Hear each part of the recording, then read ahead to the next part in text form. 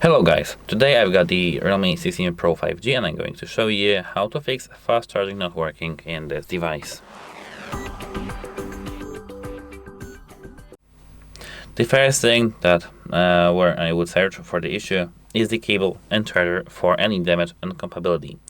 If your cable is damaged, or if your charger is damaged, or if your cable transfers only 8 watts, for example, or power, or 5, or 15, or 17, you need to change your cable. The same as with your charger. If your charger is either broken or incompatible with your phone, you can't charge your phone at maximum speed.